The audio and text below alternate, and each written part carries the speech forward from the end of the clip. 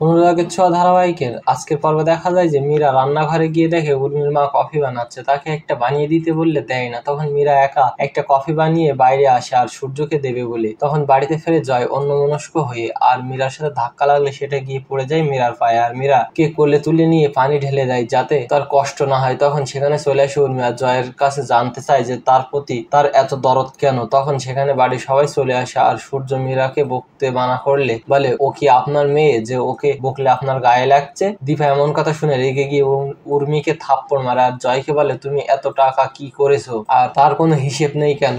জয় কোনো উত্তর দিতে না পেরে চুপচাপ উপরে চলে যায়। এদিকে রূপা তখন বলে আমি সব টাকা ফিরিয়ে দেবো যে মা আমাকে ফেরাতে যে টাকাগুলো নষ্ট করেছে। এদিকে জয় ঘরে গেলে উর্মি জানতে চায় যে সে আসলে টাকাগুলো কি করেছে। কিছু না বলে চলে যেতে গেলে হাত ধরে উর্মি। রেগে গিয়ে উর্মিকে থাপ্পড় মারতে গেলে তখন সেখানে চলে আসে দীপ, বাবার হাত ধরে আর সাবধান করে দেয় যেন সে এমন ভুল আর সে কখনোই না করে। এদিকে কৃষ্ণ একটা অফিসে বসে কফি খাচ্ছে আর তখন সেখানে কৃষ্ণের সাথে দেখা করতে চলে আসে রূপা আর বলে আমি তোমার সাথে সেই কাজটা করতে রাজি আছি আর আমার অনেক টাকার দরকার। এমন কথা শুনে কৃষ্ণ বলে এই বাচ্চাগুলোকে নিয়ে আমরা এই কাজটা শুরু করব। সেখানে মীরার ছবি দেখে চমকে ওঠে রূপা। তো বন্ধুরা কি হবে এবার? মীরার আসল পরিচয় কি জেনে যাবে রূপা? সবটা দেখতে এখানে একটা লাইক দিয়ে কমেন্ট করে জানিয়ে দাও তোমাদের মতামত। ধন্যবাদ।